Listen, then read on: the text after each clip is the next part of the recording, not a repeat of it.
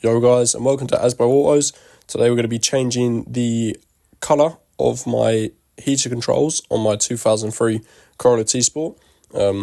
Feel free to use this video as a tutorial, as I know there is only one good video and it doesn't tell you the bulb sizes, which I do. For any of you which are looking at this channel and going, who the bloody hell's this geezer? I've never subscribed to him. This channel used to be underneath the name of DJ Num, the one which used to post all the GTA car meets, live streams, blah, blah, blah. But now it's becoming a IRL car channel. Since I've got this new car, I thought might as well do some videos on it. But yeah, just sit back, enjoy and watch the video. So as we can see, we've already got some modifications for it. We've got an induction hose. This is to replace the standard one in the engine bay. We've also got a singled-in stereo surround, which will replace the standard head unit. I'll be able to fit my singled-in flip-out stereo. That'd be lovely. And then we've also got a 4-gauge sub-wiring kit to also take the subwoofer out of the 106 and put it in this, because that's my old set of subs and I've got them up for sale. But what we need is in this bag right here. So as we can see here, the previous owner has already done some sort of modification to the standard heater control system. As you can see, it's already blue.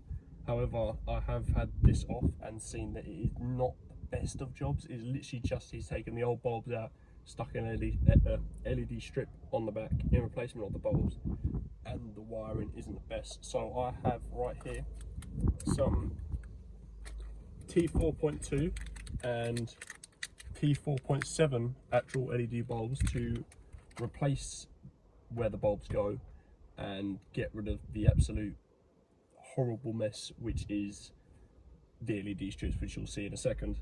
And luckily to do this, it's a very simple and easy job. It's one of the easiest jobs which I've found so far on this car.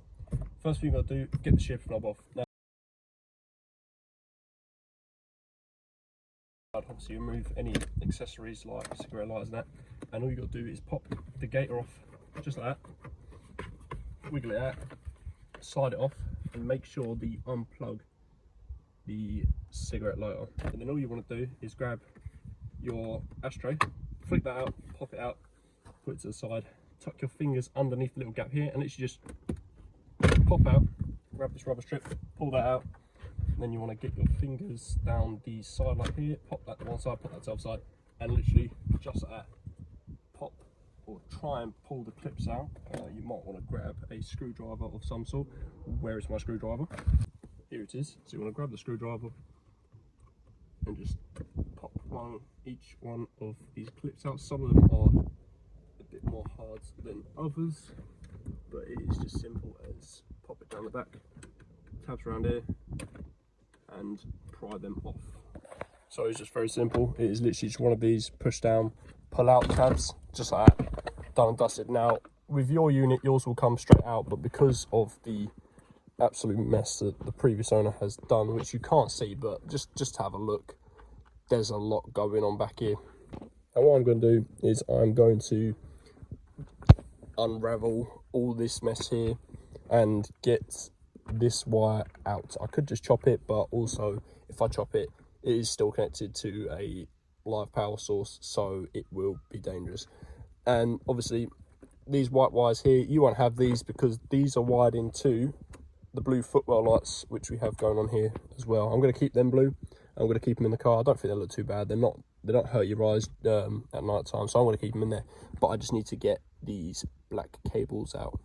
So I'll do that, and then we'll get you on the bench and we'll start disassembling this. Alright, so now we've got the unit out. All we need to do, flip it upside down and get these 6 screws out right here. We've got one there, one there, one there. You've got another one there, that one, and that one. And that is it, so let's get them out.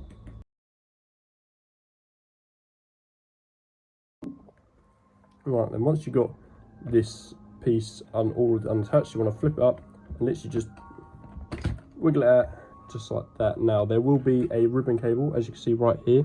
You want to be very careful when taking it out. You just literally want to just grab the blue tab as you pull it out, and this whole section will come apart. Obviously if you ain't got bloody cables like me, it'll just come straight off. But as you can see, there is the mess of wiring which we have. We've literally just got LED strips just slapped on where the bulbs will go. Don't know what the original one was, well, not the original, but the previous one I was thinking, but it's not how I roll. Not how I roll. I know some of my mates will know me as for my bod shops, but this is just, it's ridiculous. But I'm going to get this wiring out. Next step you need to do is you need to unscrew this screw right here. So in this place, this plate will come off, fold back, and then you have access to all your bulb spots. Right, so once you want to do that screw, this bit here will just come off just like that. You ain't got to take it off, literally just put it to the side, and then you will have access, or if you ain't got silly LED strips like me, you'll have access to where your bulbs go. Let me just quickly peel all of this absolute mess off, just like that. Like, why? Just why? But yes, as you can see, we have 1, 2, 3, 4, 5, 6, 7, 8, and 9 different size holes. Now I think these 3 here are the same, these lot here are the same. However, there is a bulb here which looks a bit smaller than what I've bought. Now it might not be an issue, but it might be an issue. If it's an issue, perfectly fine, I'll just have to buy 1 bulb for there. But let's go get the bulbs. Now the way I found out what size these bulb holes were was on the Corolla T-Sport Facebook forum. Now what we're going to do is we're going to open up our T42 packet, and all we're just going to do really is just plonk them in where I think they go. Now they're tiny, so I would assume, obviously they're a style of push in and twist, that you just plonk them in and then just give them a little twist. Now which way the twist is, I'm not sure. That's just a game which you have to play, but it looks to be you push them in and you twist them to the right. So you want to slot them in, and then by the looks of it, just get something, or just twist them in. Now I'm assuming this is a T4.2 because it seems to fit in there. This, however, this tiny one up here seems to be a bit smaller, which is a shame, but it's not the end of the world. I can just buy 1 bulb by itself, because I do believe that is just for the hazard light switch and just that, which is all right. Nice easy job, but we'll get them in. I'm assuming that these big ones are T4.7s, so all we're missing is just that 1 bulb, which is all right. But I'm going to get these in, figure out a way to get them in, probably just get some sort of like screwdriver or something just to push them around. We'll get that in, and then we'll get this back all together. Right, so as you can see, we've got all the light spaces filled up apart from that one right there. Now I'm not too fussy about that being a coloured LED or anything, because it is just for the hazard warning light switch.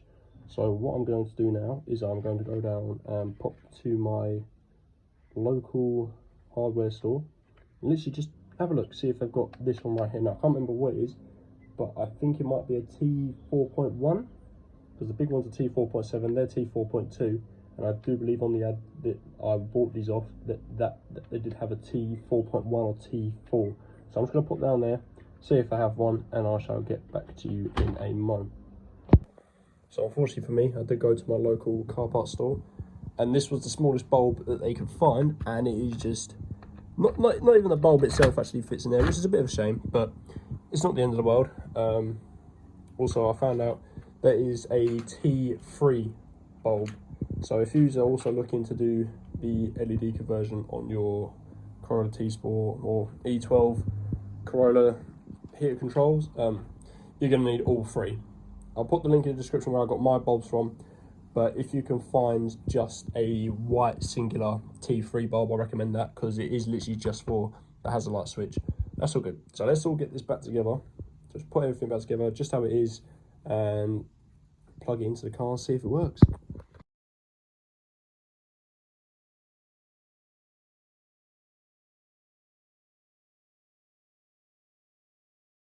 Alright, just like that, people.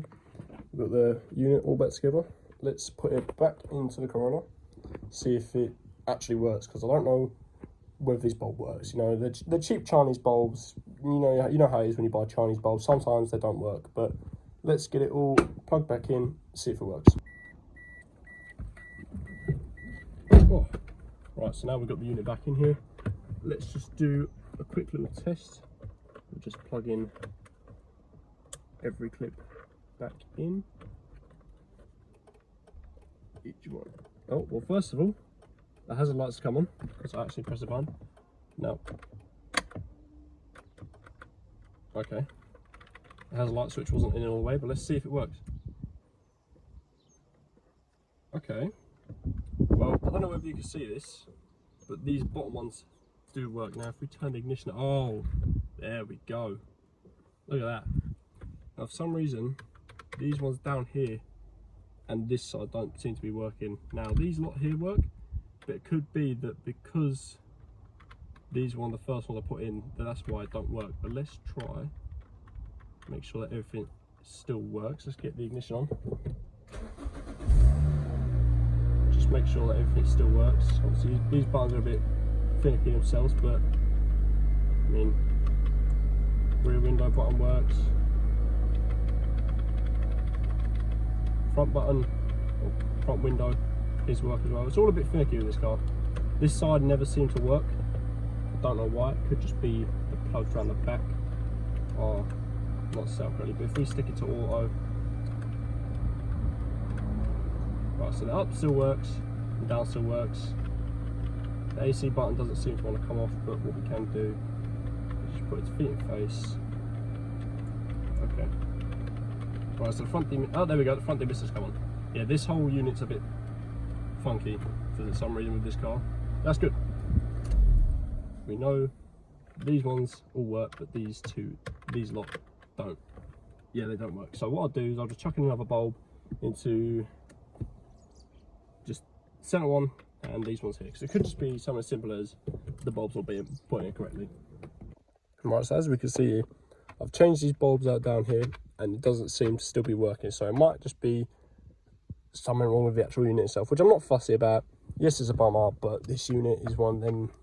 If you know these type of Corollas, you know that these buttons here seem to just not work, like, no matter what you do. So it might just be, it's a bit of an electrical fault. All the buttons still work, it's just the light doesn't work.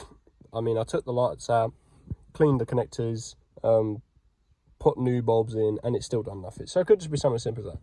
But it's in now. So let's just get it all back together and yeah, just get it back together. And obviously to get it back together is the exact same way which you got it out. Make sure your connectors are plugged in and then just feed the top of this in, push it into like that, bottom piece just like that, grab your ashtray, slot that back into place, push it in. Make sure to plug in your cigarette lighter because, I mean, because you kind of need it. But make sure that's plugged in, both connectors, and then you just want to grab your shift boot, slide it on down, pop it back into place, grab your shift knob and put that on. Now with my obviously shift gear sacking or slacking, I'm going to do a little trick which I know for slacking boots around. So literally all you want to do is you want to get your shift knob on, and then you want to hold this up to the very top, pop your cover off, and then all you want to do is obviously unplug any accessories, but it's a little trick, just a little extra for the video. And all you want to do is where the bottom of the shift boot is, just wrap electrical tape around it and that will hold it up. And just like that, you've now got no more slacking shift boot. And just to make sure that it still works, as you see, still rolls through all the gears perfectly fine, even reverse. Obviously there's a bit of chatter, but if you're fussy about that, I'm not, but if you are fussy about that, you can just put a little bit of tape around the bottom of your shift knob, obviously depending if you've got a plastic shift knob or a metal one. But yeah, oh, don't forget your rubber trim as well. The amount of times I've taken this stereo out, or this heater control surround out, just to see what the bulbs are and take some photos for the forums and all that. The amount of times I've forgot to put this rubber trim back on. This is probably the worst part. The worst part about this entire job is trying to get the rubber trims back in, because sometimes it wants to work. Like now, it wants to work, but last time I tried doing it, it didn't work. But yeah, I hope you guys enjoyed today's video. Subscribe for more, because we've got loads more modifications to go in. And yeah, welcome to Asbo Autos.